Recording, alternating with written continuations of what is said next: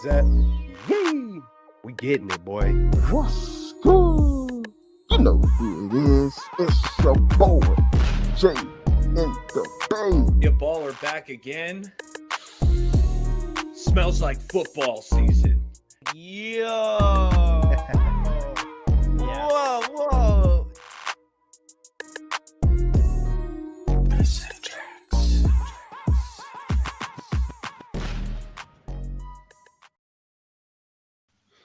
What's up, YouTube? Straight Out of the Bay is back again. You know, we're going to recap this game between the Niners and the Vikings. Oh, man. It was frustrating, at least for me. But, Amin, how'd that game make you feel? But more importantly, how you doing?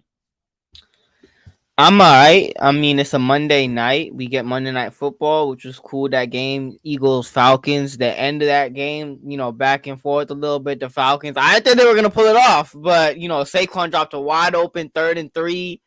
And then they kick a field goal in the Falcons. Darnell Mooney looking like wide receiver 1 over there in Atlanta. Baller Mean, you were talking about it backstage with, people were talking about Drake London, fantasy breakout year, Kyle Pitts, get him on your team.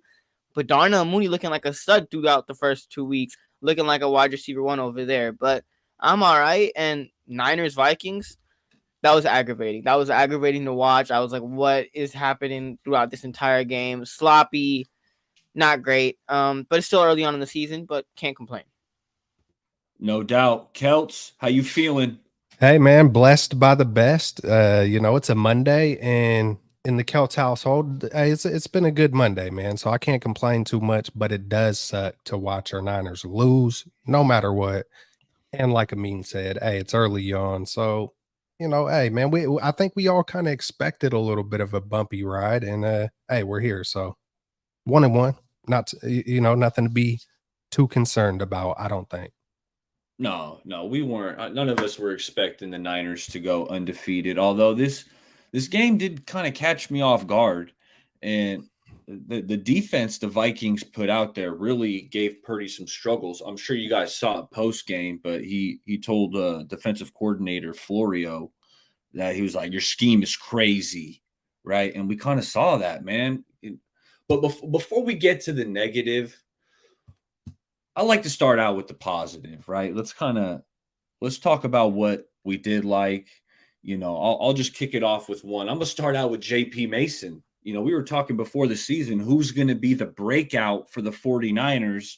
And I said, look, I don't want McCaffrey to miss any games. I don't want him to be injured. But if it happens, if he misses some time, this dude, JP Mason, is extremely talented and just runs so tough, fights for yards, great vision. We saw it again, and he did tote the rock 20 times, which it's a lot, right? It's a lot, but it's like no one else got carries. Like who else? Isaac Arendo got a carry. Debo got a couple carries, negative 10 yards. Damn. But it was the vast majority was Jordan Mason. But guys, I almost wanted to feed him even more. Like he's averaging 5 yards a clip, right? And even, man, starting out the game, pass. I didn't like that mentality, but anyway, that's negative. We're supposed to be talking about the positive here. So JP Mason, I thought he was fantastic. I thought he ran for more yards than what the offense was blocking. Kyle loves to use that term. But give me something positive, because no doubt that game, I still got a sour taste in my mouth about it. But what was something you guys liked from this game? Hey, we might as well, we're all going to take turns on this. But Fred Warner, man, I mean, my God, on this show, going back last year, we've already been pounding, hey, man, we're not just watching all-pro Fred. It looks like we're watching Hall of Fame Fred.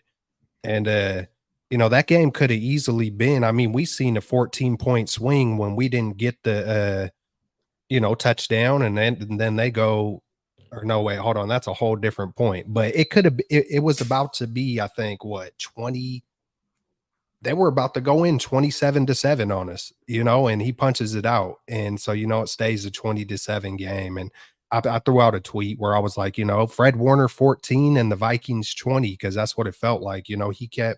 He's just he's a different dude. And when I really look at Fred Warner, like the one thing that separates, I feel like the greatest dudes and maybe someone a level below is when they don't have a weakness, and when you really look at Fred's game, from off the field, the leader, the voice, like there's not one thing that you could really point to where Fred Warner and be like, he's lacking. And when you start building, Facts. when you don't have weaknesses and you start building on just perfecting your craft, I mean, it feels like he might get 20 punch outs this year. But it's taken till year 8 to, I feel like, really dial it in to where it's like he's not even thinking about the punch out no more. It's just coming natural, that sharp right cross and the interceptions. And I mean, it's like what I feel like sometimes Fred is so smart, he doesn't even, I don't want to say he holds back, but I think he picks and chooses his times when, like, he's gonna really explode on someone, or, he's missed one game.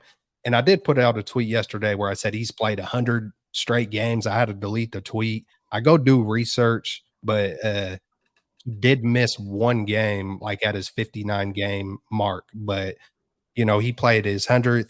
He's only missed one game in his career. That's pretty That's incredible. crazy. That's crazy. Pretty for a middle linebacker. And I mean, Dre Greenlaw would get the kind of glory for being the thumper, and being the tone setter. But I mean, Fred Warner, I mean, he's nothing to sneeze at. He's coming full throttle too. He's flying to it, and for him to play his style and to guard the way he does, in the past game as well, it's just incredible on all levels. And I love that he's like such a smart dude. You know what I'm saying? Like he knows when to turn it on and turn it off. And he seems like such a good guy. Congratulations, becoming a new father and all that. And it's just a privilege, real talk. Fred Warner. He does it all. I mean, you said it all. right there, Kelsey. He has no weaknesses. None. And that's why he's the best linebacker in the game. Like he not gets even downhill. Yeah. Not even with the media. Like, you know what I'm saying? Not even with, No, he's a great dude. Like I don't know him personally, but he seems just like a great human being, which obviously just makes you like him even more. But yeah, the way Fred, he can get downhill and light up a running back in the backfield, yet he's also awesome in coverage, right? You see some of those safety skills from college, and the way he just like that leaping interception, like that's coordination. Not many linebackers can make a leaping interception over the middle like that. Like real talk. Fred's awesome. I mean, you spoke to it incredibly there. And then the punches, like, yeah, he punched it out for Aaron Jones. Like that game could have gotten ugly if the Vikings score a touchdown there, know, but huge turnover. But did Fred also like knock another ball out like Sam Darnold? It ended up going out of bounds, but I could have sworn like he knocked another ball out. Like this dude's just knocking balls out left and right. And the man, the myth, the legend has arrived. Oh, hold on. Let's switch this up real quick. Oh boy, that's like the sign language for Jay and the Bay. If you know he's coming. What's good? How y'all doing, man? What's up, Jay? Hey, nothing much, man. How you guys doing? Doing well. Hey, man. Feeling great. We're kind of touching on some of the positives before we got to the negatives. But Jay, hey, how are you doing first and foremost? And what's maybe one positive that you could take from this game? Man, it was a hectic Monday, but a positive I could take from the game was that it was only week 2. And if this is our worst game of the season, I'll take that. Hell of an atmosphere in Minnesota. Minnesota came to play. It's crazy that we haven't won there since '92. It's super weird, but you got to give credit to Minnesota. I mean, it's funny. I heard something on the radio. When a team plays well, it makes you look bad. And that was kind of the blueprint of this game, how to lose a game. But we're supposed to stick with the positive, right? Deebo Samuel was incredible. I mean, I know some people don't want him to run the ball, but you kind of have to spell Jordan Mason a little bit. And Isaac Garendo, 1 carry, and then he's on the sideline. Like I would have loved to see a little bit more from Deebo, even if we know when he runs the ball, he doesn't get the chunk plays, but just him being physical. And I love what he did. Led the team with catches. I don't know offhand how many catches he had, but every time Brock was throwing the ball, it was going to number one. I just would have. We'll talk about the negative, but Debo was incredible. And Kittle was there. Juice was solid. We just needed more. We didn't get enough, but we needed more. But yeah, my positive for the game was Debo. He was incredible. Yeah, Debo was awesome, and I guess we'll get to some Debo news a bit later. But positives. Yeah. I mean, did you get your positive in there? Nah, I did not. My positive, Jair Brown and George Odom, 2 positives from yesterday's game. Nah, I'm playing. JJ's eyes were like, what are you talking about? Did you not watch the game yesterday? Hell no. To the no. Yeah, to the no. No, that wasn't it. Yeah, nah. Positives, Fred Warner. I mean, Kels, you touched on it and you hit the nail on the hammer right there. But Fred Warner, leader on and off the field. You saw post game the way that he was speaking to the media and said, like, nah, this team is real. I love the way this team fights, and we know we got to make some improvements and be better. And I expect us to do that, and I expect us to respond. Leader off the field, leader on the field. The Sam Darnold punch out at the goal line, Aaron Jones punch out, the interception. Fred Warner, no matter, even if the team lost, like, the one player that all you could do is control your effort out there. Every Sunday, every game you play, all you could do is control what you do in that game, right? In every game, in any situation, how you handle every particular situation. That's the only thing you have control over is how you handle certain situations.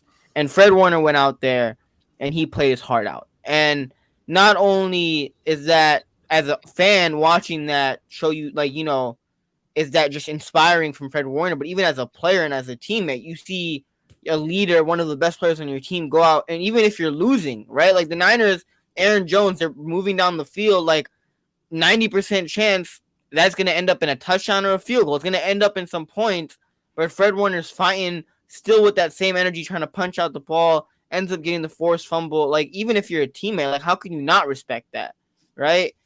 So Fred Warner, I mean, a huge positive from yesterday's game, and I mean, I'm just grateful the Niners, like, I didn't get to see too much of Patrick Willis and Navarro Bowman, but one thing, at least this last decade and even last decade a little bit, the Niners have had all-pro Hall of Fame linebackers, and not just one of them, 2 of them. Even now, like in Dre Greenlaw, I think the way that his career is going, if he comes back from that Achilles and comes back even with 80% of what he was, the Niners have 2 studs, could end up being future Hall of Famer. Fred Warner, I think, by the time his career is said and done, will be a first ballot Hall of Famer. But Fred Warner, great effort. Jordan Mason was obviously another positive, even with the absence of Christian McCaffrey. 20 touches, 100 yards, a touchdown. But, like, Kyle, give him the ball more, Kyle. Like, it's not just because I have him in the Straight Out of the Bay Fantasy League. It's just also, like, 3rd and 1. At the goal line yesterday, it was 14-21 at the end zone. Why are we throwing screen passes to Debo? Like, does Kyle have Debo on his fantasy team? And I don't know, because, like, most coaches, if they have a baby Marshawn Lynch on a 3rd and 1 situation or near the goal line or on a 3rd and 2, you give it a baby Marshawn Lynch who'll fight for that first down. But instead, Kyle didn't do that. But even then, even in kind of not like the first week where Jordan Mason was going crazy and getting a bunch of touches, even in a game where I felt like Jordan Mason could have had a bigger workload to still put up 100 yards, 20 carries, I think average like 5 yards per carry, Jordan Mason had himself a game. So credit to Fred and Jordan Mason. And I wanted to say real quick about Fred Warner. It hit my mind. I was watching Baldy breakdown of Fred Warner, I think, versus the Jets. And they just show this one play in coverage. And hey, anyone who's watching, props to y'all. Man, much love to all y'all. Hey, go check out Baldy breakdown, on Twitter. And he put the breakdown versus Aaron Rodgers. Fred is starting to go out to the flat with the running back or whoever it was, but just the way he this just shows how intelligent he is. It's like he put his feet like where the running back was, but then you could tell he was still more. It's almost like he baited. It is what he did. He baited Aaron Rodgers into thinking he was just going to run with him when he knew in that split second, as soon as his eyes went away from him, like Rodgers thought, oh, okay, he's going with him. And he's already coming the other direction and shuts down that play. I know Aaron Rodgers was probably thinking that was almost impossible, but I urge you guys to go watch a Baldy breakdown to check out the play I'm talking about, because it just shows you the intelligence. And when that thing is slowed down like that and he's doing that, it's like, that's next level. It's not just the biggest, fastest, strongest. You got to be intelligent and know, because it was just impressive. Next time, I'll do a better job. Maybe I'll bring the clip, but good job explaining it. I mean, because you brought that back, and that was a real good breakdown right there. Yeah, I remember they were asking A-Rod about the Niners and the defense, and one of the first things he said was, "It's that defense starts with 54." So it's like Rodgers knows, throughout these battles these guys have had, it's like, hey man, Fred Warner out there, he's a monster. And last thing I wanted to mention on Kenny says, y'all give Mason way too much credit. I don't think so, Kenny. I think Mason has been balling out of control, running his tail off. And one thing that we didn't compliment that I want to add on is I thought he was awesome in pass protection. Like they were sending some heat. Flores was bringing the heat. And while, Kyle might not have the best blitz beaters out there, that we can talk about that in a minute. But when the heat was coming and Mason was asked to pass protect, I thought he did awesome, kind of just stonewalling, a blitzing linebacker or DB, whatever it was. So Mason, I mean, he was definitely a positive. 20 carries, 100 yards, and it felt like, man, he should have got the rock even more. Hey, undrafted, I don't think he could get enough credit. Undrafted playing the way he's playing. So, but we hear you, Kenny. Maybe it's you're hearing it from everywhere. Maybe that's all you're seeing is Mason. So could be. Hey, but we appreciate everyone in the chat. Drop them comments because we'll be pulling comments up throughout the show. Now, the negative. I feel like there's probably some more negatives I think we could talk about than the positives. Mm-hmm. So, Jay, why don't we kick it off with you? And we're talking, what kind of frustrated you or what's a negative you took from this game? I mean, talk about the difference of 2 weeks. You go into a hostile environment. The Vikings are feeling real good about themselves. They just beat the brakes off them good old Giants. What's the best way to kind of quiet the crowd? We got the kickoff first. To me, it seems like you would run the ball, right? Slow the game down. Run the ball with Mason. I think the first, I want to say 10 plays, maybe Mason carried the ball 2 or 3 times. And I just didn't think that was enough. I know Mason ended up with 20 carries, and that's solid. But if you only want to give Mason 20 carries, that's cool. Then you need to bring up Isaac G, give him more burn. Patrick Taylor, have him activated and give him more carries. But in a hostile environment like that, you're going to need to run the ball, take some pressure off of Purdy. I mean, when was the last time? Mentality Purdy too. 6 times. Yeah. And you got to, and the Niners were out physical. When you come out, pass, it's kind of setting the tone. The mentality should be, we're going to run the ball down your throat. Right. At least that's what it feels like. Anyway, not to cut. I don't understand why that changed from week 1, because week 1, that's what we did. We ran the ball. I don't know if it's, CMC is going to be out the next 4 weeks. We need to, watch how many carries we give to Mason. But Kyle's never been like that, right? Kyle's like, hey, we giving you 20, 25 carries week to week. And that's the best way for us to win the game. But for some reason, he didn't want to feed Jordan Mason early and often. And, that was frustrating to watch for sure, especially when the passing game wasn't working, especially when Brock Purdy didn't have time in the pocket to throw. Defenders were running, defenders were running to Purdy untouched.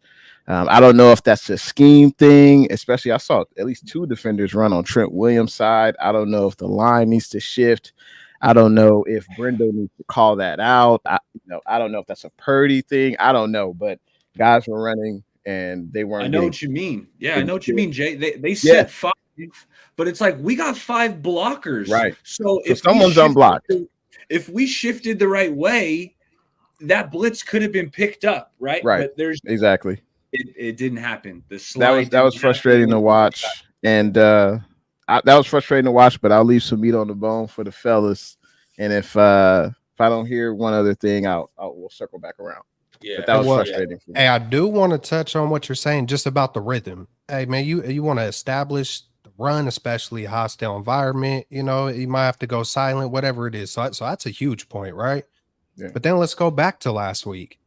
It didn't. It started out, I think, just as shaky. You know, I don't think we got it together till the fourth drive. You know, I got a little bit of notes. I wish I would have wrote more, but you know, on the first drive, I think it was 3rd and 1 or 3rd and 2, and we passed it. And I think it was 3 and out. And then, man, just on my notes, it's like Kyle circled. What the F, Kyle circled. Second drive, third play, bad communication on 3rd and 7. What the F, Kyle? Like every time I'm trying to blame Kyle on every. No, but the point of it is it felt like Kyle both games in a row, and it gets glossed over with the first game because we won. It was just out of rhythm, out of sync, and it feels like, you know, that just kind of happens for whatever reason. I don't know if he's trying to go against the grain and do reverse psychology. Hey, but it feels like we always like to say, hey, you know, go to your strengths, you know, go to your strengths. Like, you know, I wrote a little thing out where it's like, you know, every single third down of the season so far has been in the shotgun, whether it's 3rd and 2, 3rd and 3, 3rd and 4, it gets kind of predictable. And it's like, you know, why are we not getting in? I don't know. It's just the rhythm is off. It could be you know, blamed on CMC or contracts, or it's the beginning of the season, or but I mean, it's not hard to, you know, run the ball. You know, let's get an I formation. Why we would just going shotgun, shotgun, shotgun, shotgun, and you know, it's so that's the only point I wanted to touch on that. For the negatives, I mean, Bosa got his 2 sacks, but he was getting ran on. It feels like anytime they were running to his side, you know, he was just getting whether it was backside blockers or whatever. It just feels like there was a crease and there was a lane, and whether it was Chandler or whoever else, once they hit that outside, and you know, maybe it's a little worse than I'm thinking, but it was 2-3 good times where it just seemed like the edge was not set. It was completely collapsed. And you know, of course, and I don't even want to really look at the Jair Brown thing on the deep pass, because it's more like, well, where's Tavarius? Where's our very, very strong secondary? It's like you got Ward back there, you got Lenore back there, you know, put your best guy on their best guy and have them shadow him like we do with DK Metcalf, or you know, I don't know. It feels like there's always a few things in these losses where it's the obvious that could have been done just isn't. So maybe, like I said, maybe you want to be, maybe it's trying to trick Florio or Flores. My bad. It's Flores, right? Yeah. Yeah. Maybe that's what I always feel like. I feel like in some of these losses, Kyle overthinks it, or sometimes it gets too conservative. It's like if he ain't in that middle and the rhythm isn't established, it gets funky. And I thought he was aggressive on that 4th and 1. That was cool to see that we didn't go for the field goal in the beginning of the game. We went for it, but of course then we he didn't throws make a it. little out. I mean, there's so much you if can it wasn't do. tipped at the line, you know, Jennings may have came down with it, but he I was feel like aggressive. I don't know, man. It just. You feel like we should have ran the ball there? I can see that too. I would have picked 4 or 5 other different plays, whether it be a book. I don't know. I would have tried to dial something upward to where you maybe have a little bit more control of the situation, to where like it's not one read, just let it rip. You know, sometimes it works. Hey, if it would have worked, maybe I you know, I wouldn't be saying it, but it didn't work. And then when it doesn't work, it's like, and then you think about it, it's like, man, we could have got a little bit, you know, 4th and 1. We're trying to score. You would think you would dial up, you know, something. You know, typically in those situations, it's like, you know, a walk-in touchdowns when it's CMC, I guess, or but it can't always just be blamed on one guy being out. I don't care whether it be Debo, whether it be CMC. If you are this good of a coach, you got to figure it out. You got to figure it out. You can't say, oh, 30% of the game plan is out the window now. Nah, man, you had all training camp, you know, to kind of get it together. So I just hate when multitude of different ways start getting blamed when it comes to players, but it's up to the coach to put them in the best position. So which that's I how I don't see it. think Kyle does versus the blitz. I No. don't think Kyle's very good versus the blitz. Like he doesn't have the necessary hot reads. Not every like what's up. Can we simplify offense a little bit? Like I'm watching some of these games. I'm watching Red Zone, right? When teams are playing man, you get these rub routes, right? Where you kind of rub the wide receiver rubs off on a linebacker to free up the halfback in the flat. Like Yep. we don't get that with Kyle. Like Kyle that's too simple for Kyle. Kyle wants to draw it up where the receiver's running wide open or has a few steps, which I get, but why not manufacture separation, use some of these rub routes? But Amin, what's a negative? What kind of ticked you off watching this game? I mean, Kyle is obviously one. I mean, we could sit up here and make an excuse and be like, all right, Christian McCaffrey wasn't there, but the Niners had Jimmy Garoppolo at QB and didn't have Christian McCaffrey on this team. And you could make the argument that offense looked better with Jimmy G and no Christian McCaffrey in terms of the creativity, in terms of guys, Kyle Shanahan scheming guys open, than it's looked this year. And even at times last year where the offense just looks dull. It looks stale. It looks like an old bag of chips. Like it's not. We could sit up here and say that you don't have Christian McCaffrey, but this Niners team has so much talent that, like, Kyle, I can't give you that excuse that, all right, Kyle, you don't have Christian McCaffrey, because the offense, like the first drive, coming out and pass, you had Jordan Mason, who had like a 130-yard game with a touchdown. You come out the game with 3 direct passes. Like, that doesn't make sense. And even, like, I get it. People are like, oh, Kyle Shanahan went for it on the 4th and 1. I like that aggressiveness, but going back to last week against the Jets, you had a fourth and 1 near the end zone, like, put their throats on their neck, like, game over, let's finish this. And Kyle elected to kick the field goal, like he was being safe. But it's like, at times, Kyle, when I want you to be aggressive, you don't be aggressive. And at times, we're like, I get it why you're being aggressive, but it's not necessarily like I'm asking you to be aggressive. You do it. And even if it worked and it didn't work, I'm not saying because it didn't work, that's why I'm calling it out. You're on mute, baller. Yeah, it's like, where's the consistency? Yeah. Where's the consistency, right? In terms of the play calling in that game yesterday, right? Like, in terms of the play calling, that 3rd and 1 in the red zone. If you score that touchdown, it's a tie game. You have literally baby Marshawn Lynch. Everybody calls him baby Marshawn Lynch on a 3rd and 1. It doesn't matter if Christian McCaffrey isn't playing. Jordan Mason can pick up that 3rd down. And even then, even if he doesn't pick it up, and it's like 4th and half a yard, you could QB sneak it with Purdy. You could give the ball back to Jordan Mason. What's the higher probability play, Kyle? Throwing a screen pass to Debo and trying to get the touchdown on 3rd and 1, or having 2 tries with Jordan Mason or Brock Purdy? Doesn't make sense in that situation. And, like, that's one huge negative that I had in this game. Kyle Shanahan, obviously, like, I don't know what you're doing. Jacob Cowing, I mean, he made a mistake. I'm not going to fault him for that mistake, but you're probably in the doghouse because of that, because Kyle doesn't like those things. Even was it Isaac Grendo? Yeah, it might have been Grendo, where, like, he had that 1 carry, didn't do nothing with it.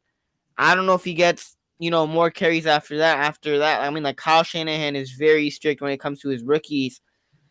But overall, it was just a sloppy game. It was a sloppy game. I can't blame certain guys like Fred Warner, Jordan Mason, even Brock Purdy, who tried his best. But even then, Brock Purdy, like, the interception, what was that read? That was the biggest Jimmy Garoppolo read I've ever seen in my entire life. There's a linebacker standing right there, and you try to fit it in? Like, what was the read there? Like, Brock, like, what do you, like, I don't understand that either. But that was still one play in the game that wasn't, that huge of a deal. But I told you backstage, baller, and I'm just going to be real, and whatever anybody wants to say about it can, speak your mind in the chat. But even the way that the Niners come out, like, with the boombox and everything, and the Niners put out this tweet, like, oh, bring it, like, like, we got this, bring it. Y'all haven't won, like, y'all haven't won shit for, like, the last 3 or 4 years. And you guys are out here with the boombox and, like, dancing before the game, acting like y'all are the Chiefs who have, like, 2 back-to-back Super Bowls. Like, the Chiefs aren't out here doing that. And you're out here doing that, and you could say, you know what, it's the time, young guys like to do that. But, like, y'all aren't like y'all are the best team statistically in the league year after year after year, yet they have 0 rings to show for it. 0.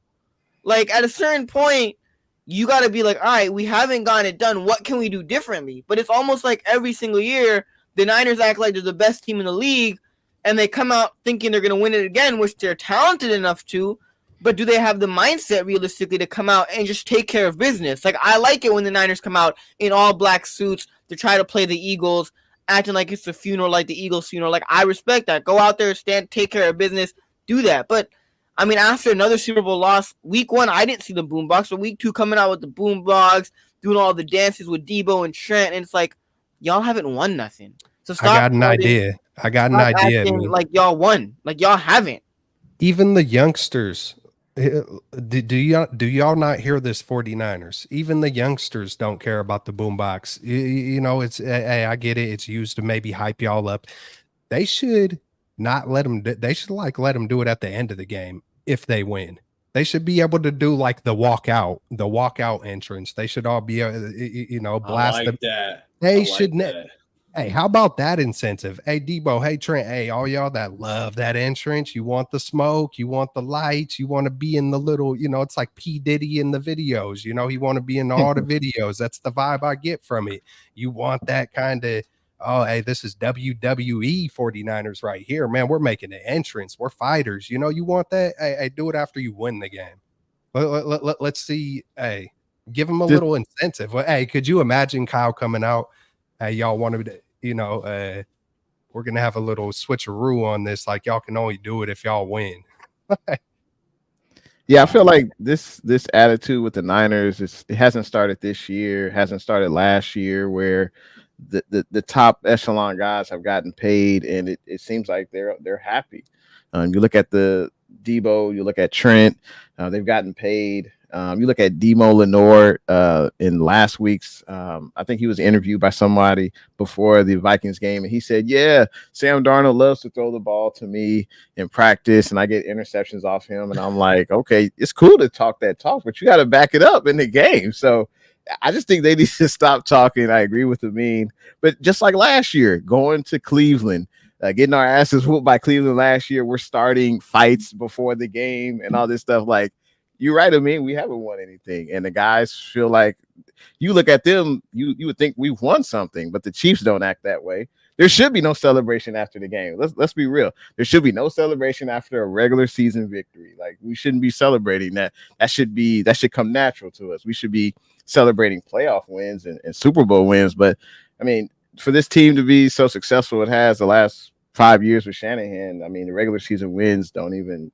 it shouldn't phase it. We should be expecting that. But I just think when you start talking and you start making all this money, like IU, where were you? BA, come on, man, where were you? Like Peyton Manning said, man, you got to get into camp. I think he did himself a disservice by not coming to camp, and not only himself but the team. And it's showing out right now. Trent Williams as well. I don't think he had his best game yesterday. I think he's out of shape, but that's expected when you're not in camp. But also I have to mention, the Justin Jefferson play. If you're George Odom, a career special teams guy, Sorensen, I don't know why you have him on bump and run coverage, man to man against Justin Jefferson in the slot. And if you are George Odom, recognize the guy you are about to face off with, man. Why don't you back up? Like, he could obviously outrun you. What are you doing? And it was just, I just don't understand why you put a guy like that in that situation. So I think that's more coaching. But as a player, you have to recognize, I'm going up against the best wide receiver in the planet. I don't think I can hang with him bump and run. Let me back up 10 to 15 yards, whatever. But that was frustrating to see. And Jair Brown obviously was part of that play. He got beat as well. He was supposed to help over the top, and he didn't. So that was definitely frustrating to watch, for sure. Jay, I'm glad you brought that up, because I had to go back after the game and like rewatch it, and I'm like, okay, who was on the field? What was the personnel? Why the hell is George Odom in the slot covering the best wide receiver in the world? And so, okay, the Vikings, obviously they were backed up by their end zone, and they ran out there was only 2 wide receivers on the field. Okay, so the Niners were in base personnel. We had 3 linebackers out there, but the Vikings had their 2 receivers next to each other to the right of Darnold. Like Demo, I think it was Demo was the other corner. He was on the opposite side. He's way on the opposite side of the field, like covering a tight end or something. And this is not the first time I've seen our safeties get matched up on wide receivers. And I've brought it up on here maybe last year or so. Usually we've seen Gibson get beat plenty of times. Gibson. Yeah, it's usually I'm complaining about why is Tayshaun Gibson guarding so-and-so in the slot, right? So it's like we've seen this before and we haven't corrected it. So that's the problem. Like you got to flip it, if they got to figure it out defensively. The offense should not be able to scheme up mismatches to get their top receiver in the slot on our safety. Like that's just not right. The logic is not there. There needs to be some kind of signal for like, okay, Demo, get your ass over here. I'm going to go over there. I'm a safety. Because even on there was like 2 tight ends on that side by Demo. So who's going to take, if it was a run that way, who would take on those blocks better? Demo or, a safety in George Odom. So that was just a schemed mismatch that probably Kevin O'Connell probably told his team when we line up in this formation, JJ, you're going to get someone in the slot who you can cook. And that's what happened. And Jair also, just like you said, Jair, he's the deep third safety. Like that's supposed to be like nothing over the top. So anyway, I'm glad you hit on that. There's a couple more negatives you guys just left queued up for me. And it was, I'm the special teams, right? You talked about the cowing, a muffed punt, near muff. Luckily, Niners retained that ball. But the blocked punt, man, you got to clean up these special teams, man. That just can't happen. Like that's a game flipping, momentum shifting play. It's inexcusable. It's unacceptable. And even after it did get blocked, right? Why did the whole team freeze? Like I know you're taught, like when you're back there on that punt coverage, you're listening, right? You hear the punt, and if you hear another thud, that tells you there's a problem. That's like code red, right? That means it was just tipped. It was blocked. It was something. The ball was blocked. Wishnowski is just looking at the player on the ground. Other guys are turned around just looking at it. It's like, dude, he's on the ground. Touch him. Right. And then he would have been downed right there. But they allowed him to pick it up and run with it. So is that the first blocked punt? Mitch Wisnowski blocked punt? It feels like because you're explaining it like hey, this has never happened before.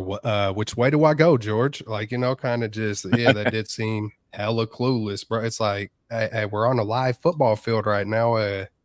You might it looked like he just froze in the moment instead of jumping on the ball or at least down in the guy. Yeah, he just froze. Said, "Oh shit, we have never practiced a block punt. We have never practiced this. Like we don't practice 2-minute drills." Yeah. Yeah. So that was one that pissed me off. That was a big game changer. And then, I got to get on Purdy. Like I love to praise Purdy, but this was not one of his best games. I saw him missing open reads. Like there's a couple times receivers are open, Debo on a curl route and Purdy's just holding it, getting sacked, right? Took 6 sacks? Like, come on.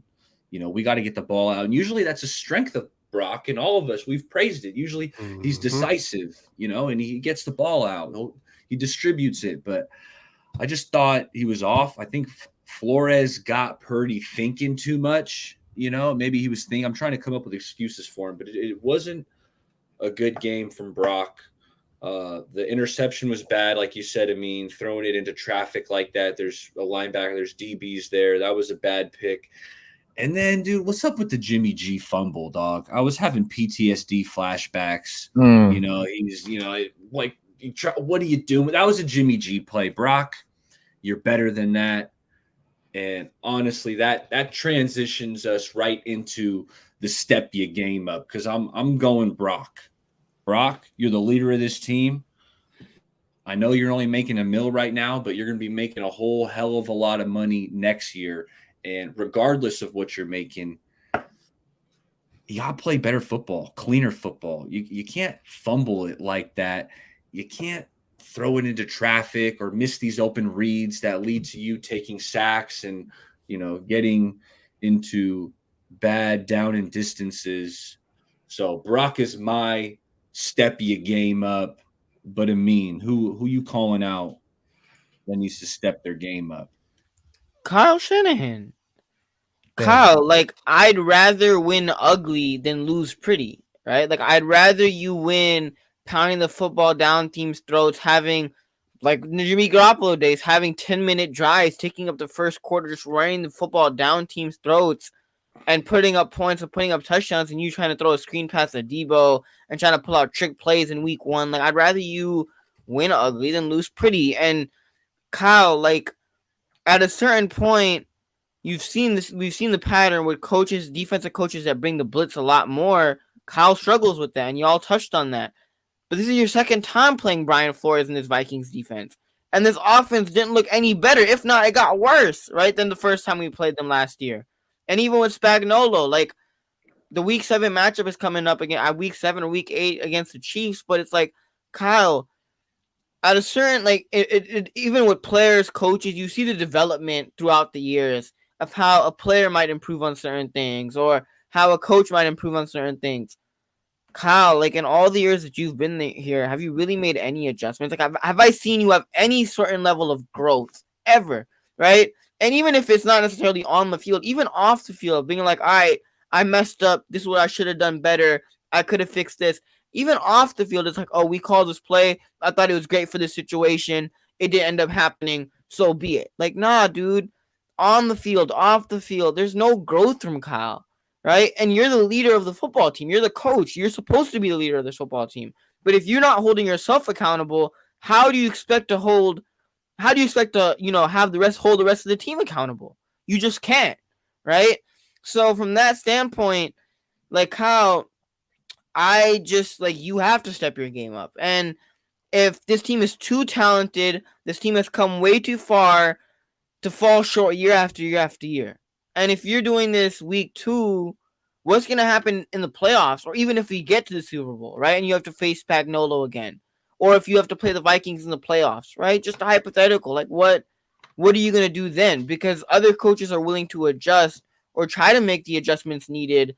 But you, on the other hand, are like, I'm Kyle Shanahan. I'm a genius. I don't care what other people think. But, like, yeah, Kyle.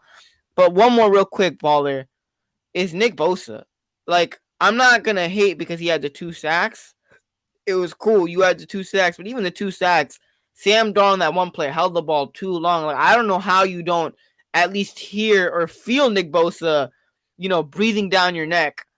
But, like, Nick Bosa, you got ran on so much yesterday. Like, the Vikings were targeting your side, and you couldn't do nothing. Like, Nick Bosa, I'm not going to lie, when I see Aiden Hutchinson having 4, 5 sack games, I'm seeing Max Crosby. I went back and watched the Raiders game because they were showing the Raiders-Ravens game. Like, Max Crosby was in on almost every single play or every other play getting pressure on Lamar Jackson, right? When I see Nick Bosa, I'm like, I'm still not impressed. 2 sacks, but both those 2 sacks were whatever. Like, they were like Sam Darnold was holding the ball too long.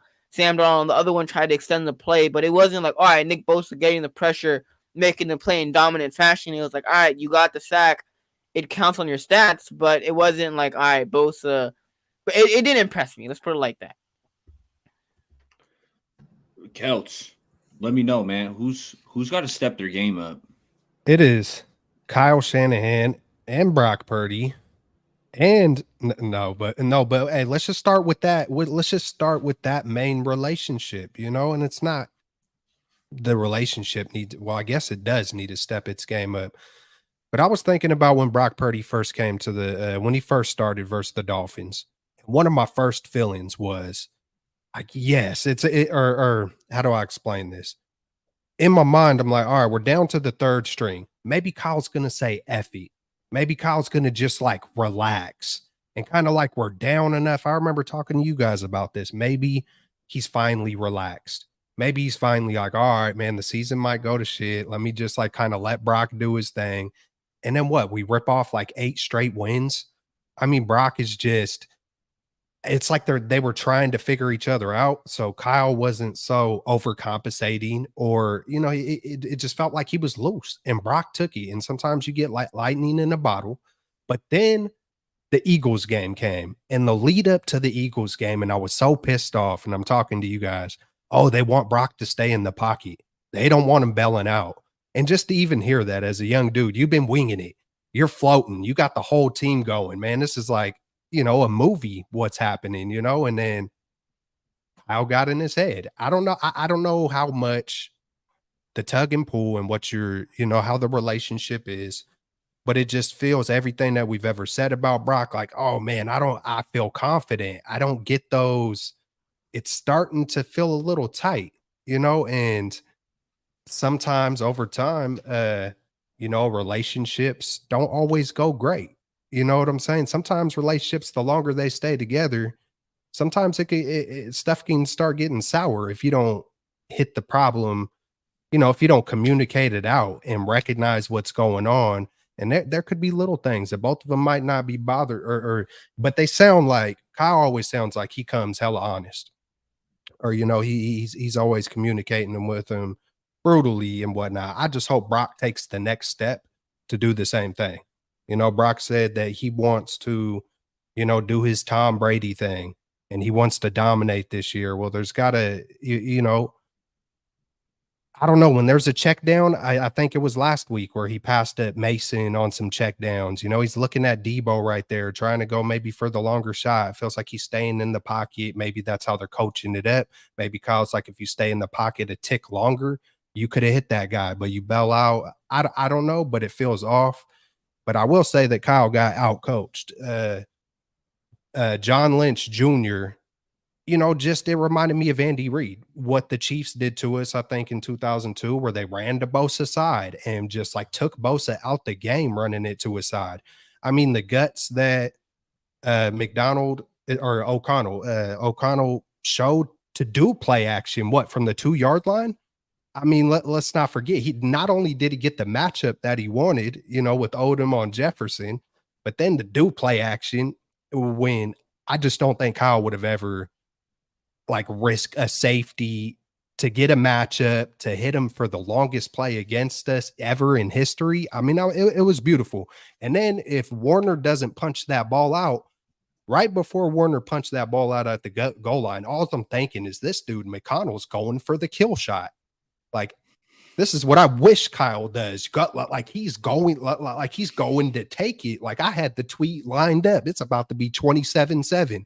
And then the miracle of, Warner punches it out, but it's like, hey, but it took a Hall of Fame play to stop that because they were rolling. And it was because not just being aggressive and going for it on a 4th and 2, but just getting the matchups you want, not being complacent, Going for it, dude. Working to strengths. One of Brock Purdy's major strengths was his quick feet and improvising, especially when we got guys who weren't getting a lot of separation. A lot of those times when you see some of those separations besides the deep crossers from Ayuk is because Purdy's improvising, pointing someone to go another way. He's wide freaking open, or Purdy's moving up out the way. All of a sudden he has Debo because of those one extra second longer from the improving. You feel me? It's like that's his major strength from my eyes, besides anticipation and being a leader, is when he's able to get away. Of course, guys are going to break open, and we're seeing less and less of it,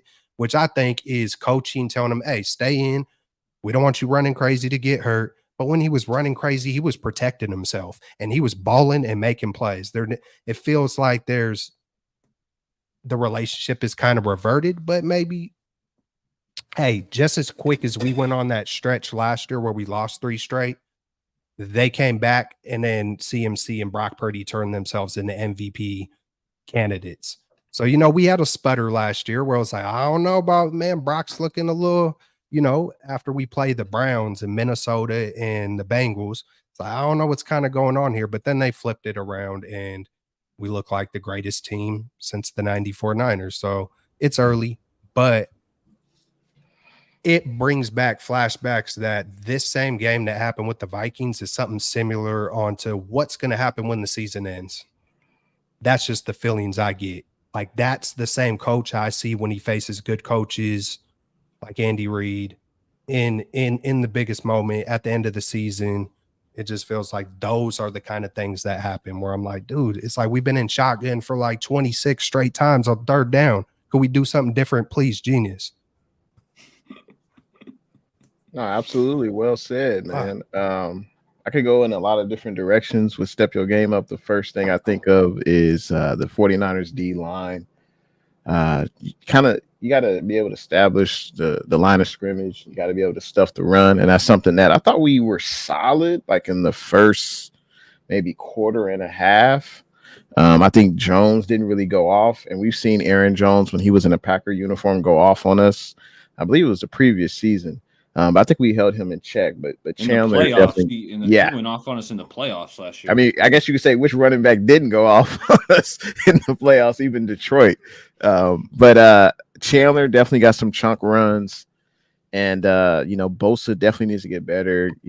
Keeping his outside free. It seems like he always tries to crash in, and then the running back just goes right around him. But I heard a crazy stat. I like listening to Larry Krueger, Bay Area legend, and he had a stat that I didn't even know existed. But Larry Krueger said through the 2 weeks, the 49ers offense is averaging the lowest target separation in the NFL. We have the worst target separation in the NFL, and that's 2.9 yards. And the Panthers are next worst with 3 yards. I didn't even know that existed. Supposedly last year, we had the 13th best wide receiver separation, so we need to get back to that. So I need the wide receivers to step their game up, especially with Debo being out for the next couple of weeks. I mean, it's BA right now. BA is Jennings.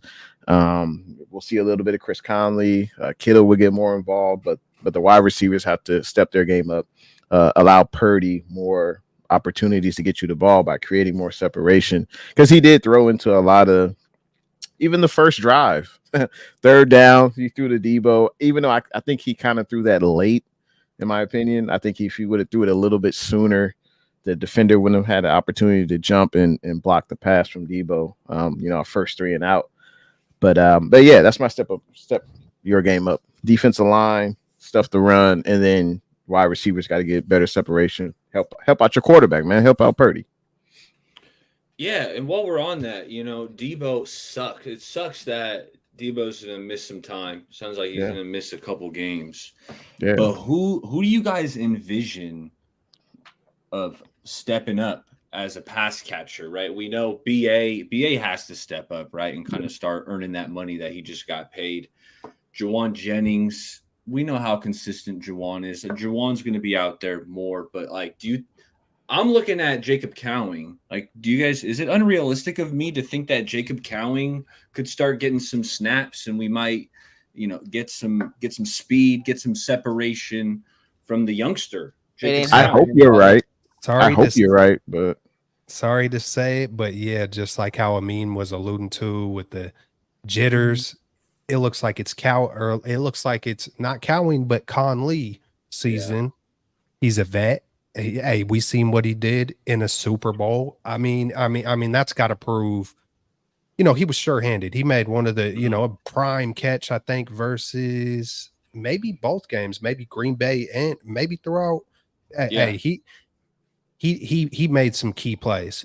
Anytime it was coming his way, I can't remember him, doing something where I was like, damn, that's why he's on the, that's why he's further down the depth chart. He's always seemed sure-handed, and I got a little bias, but just looking at the depth chart, just looking at it, the veteran and Rodney Bell as well. I could see Ronnie Bell and Conley being there before Cowing right now, especially already being 1-1. You need a little bit. We need some consistency. We need to get the ball rolling. It's been a little, even with the win, and even though it's early, it's like you just need some rhythm at some point. So I expect it to be like a Conley, but we'll see. I think Baller's right. They need to give Cowling a chance, get some speed on the field. First. Get the ball in his hands. Yeah, just can you give him 5 plays a game? Like, is that really asking that much? Maybe some reverses, I don't know, a quick slant. Just add some speed to the field, because right now we really don't have it. I mean, you got rid of Danny Gray, one of the greatest Madden players I ever played with. You got rid of him. I mean, we need some more speed. We know Pearsall isn't really ready. I'm not really expecting him to make a huge comeback, but I hope to see it. I'm just, that's the last thing on my mind for Pearsall. But just add some speed. I wonder how those numbers are computed, like, because that's kind of like not just showing that the wide receivers need to get separation, but the play calls aren't creating separation. I don't know exactly how those. I don't know how they compute those numbers. I mean, it is only through the first 2 weeks, but it is a crazy stat. Yeah, like, that and means makes it more difficult for Purdy. That makes it more difficult. Yeah, plays aren't getting dialed up, and yeah, wide receivers aren't getting open. But typically, hey, if your guys are getting, manned up like that, you gotta start doing some east and west and bootleg. You gotta do something to create that counter. Also, oh, go ahead. Yeah. Yeah, that's too much to ask for from Jake. Like Kyle Shanahan, we all know Kyle Shanahan. Jacob Cowing 5 plays? Are you ridiculous? Like, are you out of your mind? Like that? Yeah, it's not. Especially after that muffed punt that almost resulted in the Vikings, getting position, near their touchdown. Like, hell no. Like, Kyle Shanahan. I still remember last year when Jair Brown, unlike, yesterday's game where he was actually pretty solid, had a couple of interceptions leading up to the Packers game, and Kyle Shanahan still was like, Logan Ryan, you just came off of a boat in the middle of the ocean. We're starting you in the divisional round over Jair Brown. And we're like, wait, what? And you're like, yep, because you're the experienced veteran and Jair Brown is a rookie. So, yeah, it's not happening. 5 plays is too much to ask from Kyle Shanahan, from Jacob Cowing. Way too much. So Shanahan, what's Shanahan's other options? Conley and Ronnie Bell. Yeah. I mean, I would put Cowling over Ronnie Bell. He just, as a receiver, I would put Cowling over him. But and it's probably a perfect time to try these things, versus a Ram and it. Man, any given Sunday, anything can happen. I know we just seen the Cardinals mollywop them, and we're coming off a tough loss, and we're coming to Levi South, but it's not penciled in for me. I don't know about y'all, but it just seems like the money move is to no matter. There's no way they could lose to the Rams, with all those injuries. There's just hey man. They always play us tough. McVay is smart enough to know that he doesn't manage time that well, to where he got a time expert. I don't know if y'all heard that one or not. Maybe I got to go fact check it, but something happened a little while back where McVay was horrible in a situation. So he went and got himself a time management expert. I heard that too.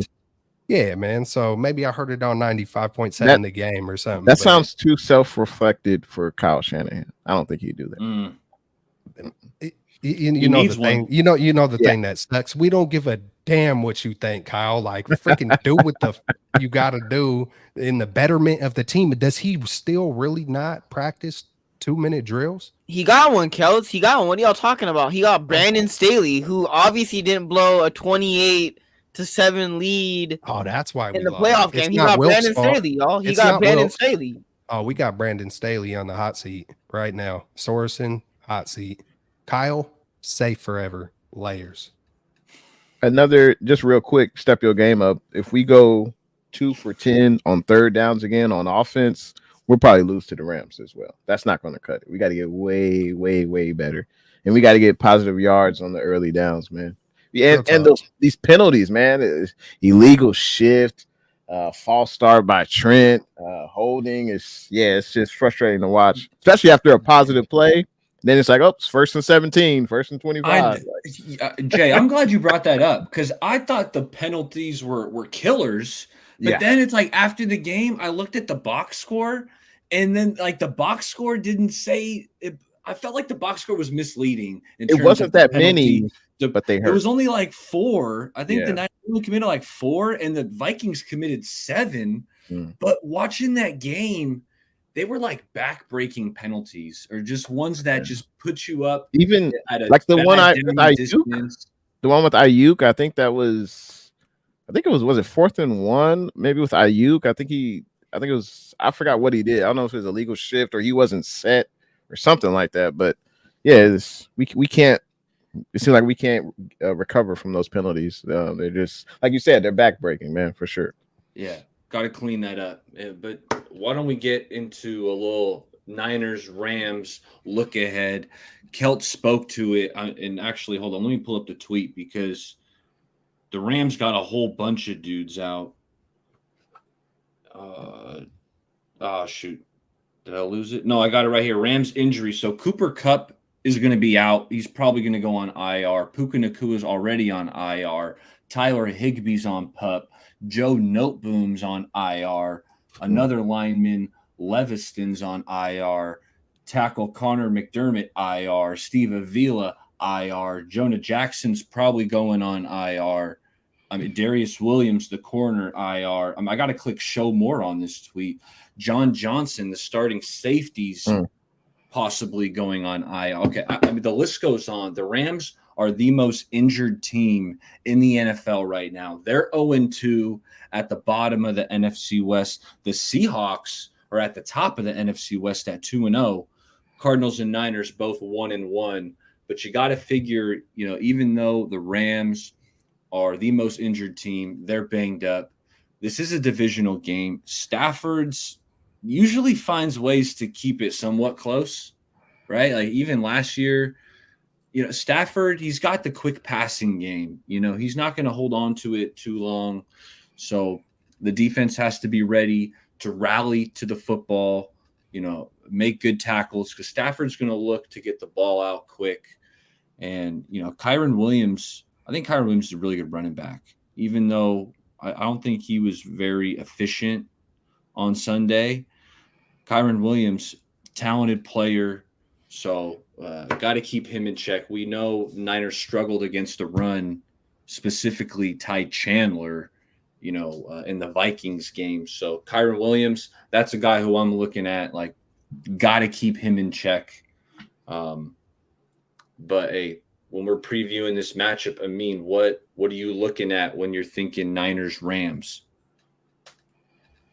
Take care of business, Kyle. Like, take care of business. Go out there. The injuries on that defense you mentioned, like John Johnson, their safety, Darius Williams, their corner, like, go out there and take care of business. They're banged up offensively, defensively.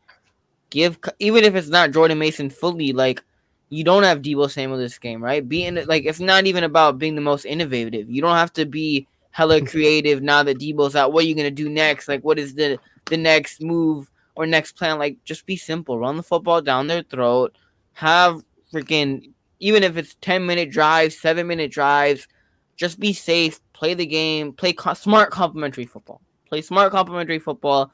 Doesn't have to be too flashy. It doesn't have to be 60-yard touchdown bombs. Just like I said earlier in the show, like, even if it's ugly, like, just get the win, right? So, like, do the simple things, do the basic things, like you did against the Jets, right? Like, run the ball, run the football, have quick passes for Brock Purdy, some slants where you can get the ball out quickly. Like, just be smart about it, Kyle. This is a game where I'm not counting the Rams out, obviously, because they still have Matthew Stafford. But, like, this is a game that you should win and win comfortably at that. It shouldn't be a game where it's like 24-24, Jake Moody down at the last minute for, a game-winning field goal. Like, none of that, Kyle. This should be a game where the Niners should be sitting up there throughout the majority of the game, leading comfortably and winning the game comfortably. So, Kyle, don't have give to me a crazy. score prediction, Amin. Give me that score prediction. I'm gonna say the offense has been all right so far. So I'm gonna say 24-13. I'm hoping we score more than 24, but okay. All right. Kelts, when we're previewing this game, what are you looking at between this Niners-Rams matchup? I'm looking at, typically we own the Rams and Levi South, and just looking back on the history of it, it's like, hey, they got us when it mattered most, man. And so that's kind of a little bitter, just looking back on all that. And hey, the Rams are a wounded animal right now, and sometimes when you try to corner a wounded animal, you get some. I don't know what happens, but sometimes it might not.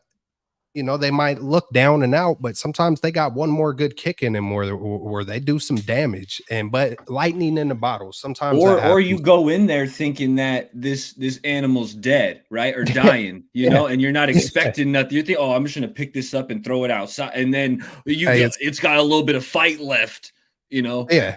Sometimes, as a matter of fact, I had a situation not too long ago where you know to where something had to be medicated, and I thought it was good to go on whatever I had to do, and exactly what you talk about, the thing woke up and it came at me, and it's pretty scary when it happens. You do not expect it, and sometimes you can get bit if you are messing with a wounded animal or animal that is supposed to be asleep or whatever. But it can happen. It's the NFL. We all expected to go to Minnesota, and maybe yeah, it felt like a trap game. We haven't won since '92, and we lost, man. We didn't expect to lose to the Browns last year, or some of the losses we had. It always hops up when you least expect it, and the only reason it just feels almost hard to see the Rams going down 0-3, regardless of all the IRs you said. I'm trying to convince myself to,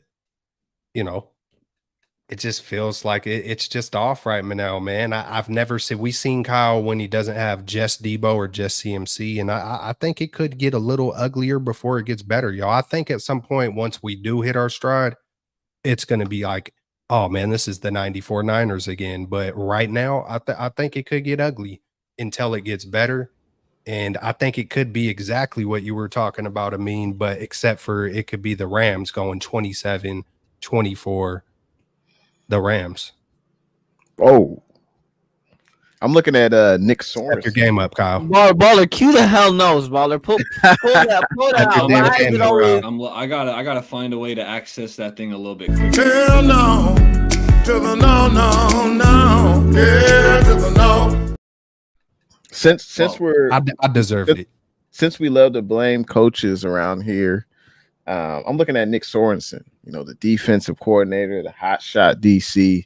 How is he going to game plan against Stafford with a leaky offensive line, multiple guys on IR, not expected to play? We know Stafford likes to get rid of the ball quick. So will we see press man? Will we see George Odom or Malik in man coverage again against their receivers? Tutu Atwell, he's a speedy guy. His stats won't, blow your world, or his stats won't impress you so far, but he still is a weapon out there. He's fast. Obviously, they'll be without Cooper Kupp and Puka. And I noticed Kyron Williams, their running back, he only has 75 yards through 2 games. I mean, that's terrible. He's only averaging about 2.5 yards per carry. So the Niners defense should be able to get pressure on Stafford, and they should be able to stop the run. So I just don't see how the Rams will score. But Stafford he's a pro quarterback. He's not the best of the best. He's not the worst. But hell, he's a Super Bowl winner. He's a pro, and I'm sure he's going to have his team competitive, even though they did get blown out by Arizona last week. But it's a division game in LA. They're back getting their home cooking. But I still think the Niners take this. I think the Niners win 27-13. Okay. Yeah, that's sounding a little closer to what I'm thinking, Jay. With the Rams, we know they're down their top weapons, but it's Demarcus Robinson. He's a big play threat. Tutu Atwell has some speed. And then they got this rookie, Jordan Whittington, who kind of caught my eye in the preseason. I think he's going to be out there, and he kind of might get his first extended run in the NFL. So there's still some players to keep an eye on. But this D-line should absolutely get after Matt Stafford. Like, Stafford better be getting the ball out quick. Otherwise, this D-line better be all over him, just with the multitude of injuries that the Rams are dealing with along that front. So my score prediction, I think the Niners get to 30. Felt like last year we were putting up 30 points like every week, but Niners getting back to their 30-point ways. I'm going 30-13. So a comfortable win in Levi South. But hey, shout out to the chat. The chat's been live. Make sure you hit that like. All these guys, YouTube channels are in the description. Check that out. Subscribe to them. We're going to be coming at you every Monday. You don't know whose channel it's going to be on. So subscribe to all these guys.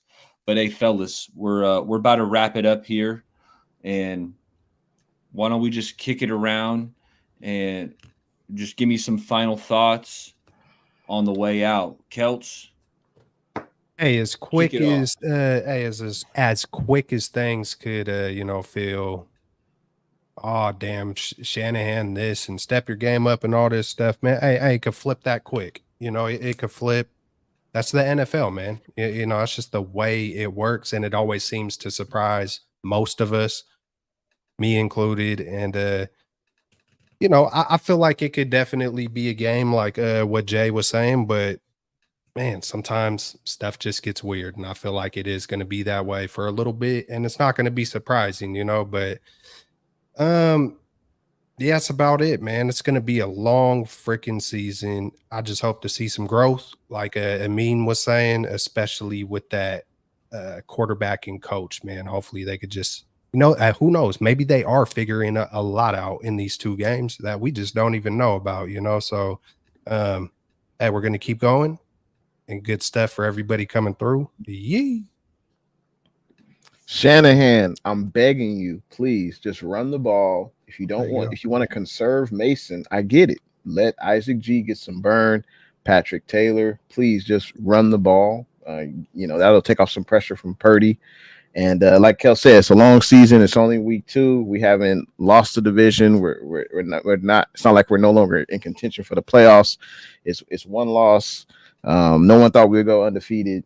And hey, when teams beat you, usually they look better than you and they make you look bad. And that's what happened on Sunday. But I think we'll have a lot more wins than losses at the end of the season. And hopefully there's no more injuries against the Rams. Facts. I mean, what you got for us? You know how I always like to end off every show, but before we hit that point real quick, like y'all said, like how get it done, run the football, be safe about what you out here doing. Don't need to be all fancy. Hopefully the Niners get it done this week. And like that's the thing about this Niners football team. We can sit up here next week and be like, Kyle Shanahan's a freaking genius, put up 40 on the Rams, never doubt Kyle Shanahan, and then a week later we're like, Kyle, what are you doing? Not again. We're never winning the Super Bowl with Kyle Shanahan and this football team. But looking forward to a division game against the Rams, rivals. But yeah, looking forward to it. I am. Hey, one thing real quick. My bad. I am hella. I don't think any of us really. I am hella excited to see what Brock is going to do without Debo and CMC though, because this is going to be his first ever game without the 2. So, and especially in a contract year and yada yada yada. What's it going to look like? Hey, we're going to at least see 2 games, at least 2 games without Brock or without Debo and CMC. So, and my bad. But no, I'd throw and that one real in there. quick before I was hit like the way I would end it. Prayers up for Tua, man. Like 4 concussions in like the last 2 years.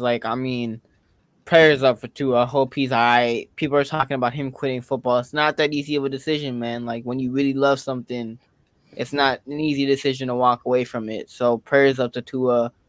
Hope he's doing all right. But yeah. And then like we normally end it. Bang bang Niner gang. Yee. There it is. Hot Hey. diggity dog. G12. Appreciate all y'all in the chat. Hey, we'll be back here next week breaking down this Niners Rams game. So appreciate y'all and catch y'all